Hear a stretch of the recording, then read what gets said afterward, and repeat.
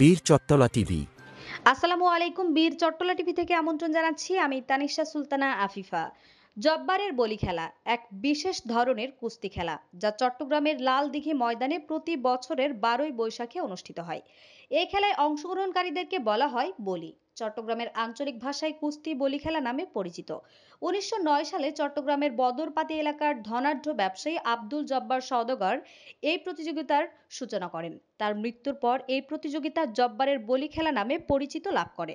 জব্বারের বলি খেলা একটি জনপ্রিয় ও ঐতিহ্যমণ্ডিত প্রতিযোগিতা হিসেবে বিবেচিত। বছরের এই বিশেষ দিনে লাল দিঘির ময়দান মুখরিত হয়ে ওঠে হাজারো দর্শকে।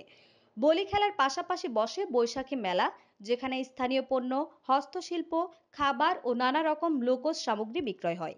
এতে শহরের সাধারণ মানুষ সহ দূর দূরান্ত থেকে আগত দর্শনার্থীরাও অংশগ্রহণ করে থাকেন। জব্বারের বলি খেলা শুধু একটি ক্রীড়া ইভেন্ট নয়, এটি চট্টগ্রামের গর্ব, সাংস্কৃতিক ঐতিহ্য এবং জনগণের মিলন মেলা। এই খেলাটি প্রজন্ম থেকে প্রজন্মে বেঁচে থাকুক, এটাই চট্টগ্রামবাসীর কামনা। প্রতি বছরের মতো এবছরও চট্টগ্রামে লাল দিঘির ময়দানে উৎসবমুখর পরিবেশে অনুষ্ঠিত হয়েছে ঐতিহাসিক জব্বারের বলি খেলা। এবারের আয়োজনে প্রধান অতিথি হিসেবে উপস্থিত ছিলেন চট্টগ্রাম সিটি কর্পোরেশনের মাননীয় মেয়র ডাক্তার শাহাদাত হোসেন।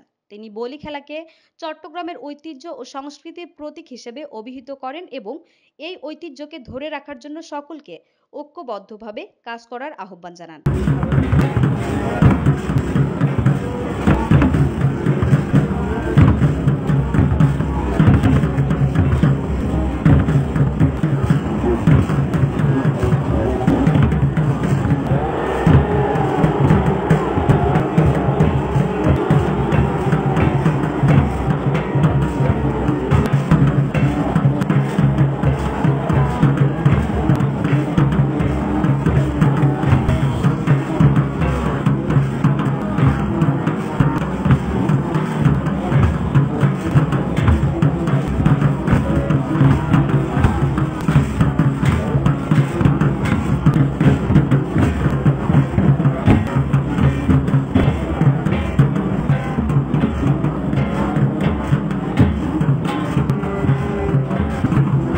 আমাদের আরও আপডেট খবর পেতে চোখ রাখুন বীর চট্টলা টিভিতে। ফেসবুকে ফলো, ইউটিউবে সাবস্ক্রাইব করুন।